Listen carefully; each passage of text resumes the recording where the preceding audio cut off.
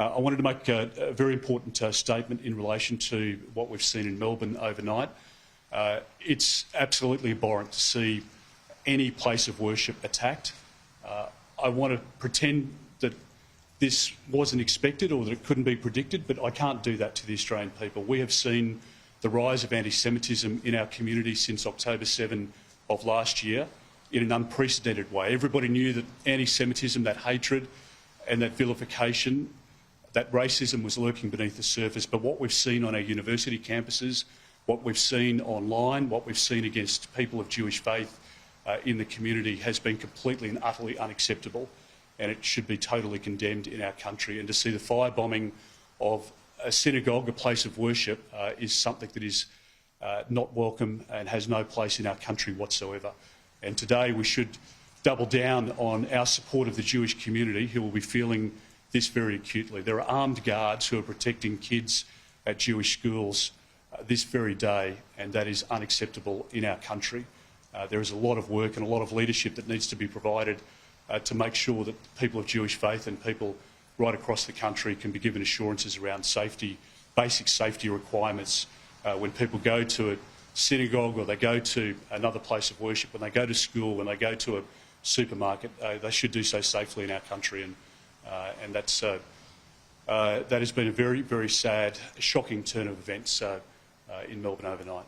Is Australia still a key ally of Israel following this week's vote in the UN? We are an essential ally of Israel. As Defence Minister, I was provided intelligence from Israel which saved the lives of Australian Defence Force personnel.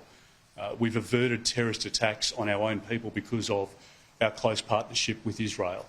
Israel is the only democracy in the Middle East, and they are a key partner to us, and the Jewish migration story to our country has been an incredibly successful one, and one of which we should be incredibly proud. And I will always stand up for people of Jewish faith because they should be treated equally with every other Australian, and the way in which they've been ostracised in our country and the way in which that's been condoned, frankly, by the Prime Minister and others just has no place in our society. Do you believe that Australia's changing position at the UN will invite more terrorism as suggested by the Israeli Prime Minister's office? I think the Prime Minister, frankly, needs to give a very detailed explanation of the government's stances in relation to Israel. It's a complete departure from the promise that the Prime Minister made to the Australian Jewish community before the last election.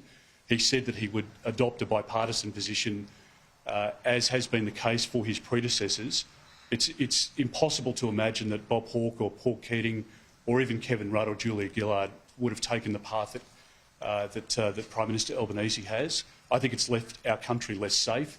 I think it's created an air of uncertainty, and frankly, a lot of people in the Jewish community don't only feel uncertain, they feel unsafe. And that's something the Prime Minister should explain to the Australian public about. Why have we allowed, since October 7 of last year, months and months of violent protests to take place, the vilification of people of Jewish faith, the defacing of cars, and now the bombing of a synagogue? It's unacceptable, totally unacceptable in our country, and the Prime Minister needs to stand up for our values, and he needs to do that not just here at home, but also in the United Nations and elsewhere around the world.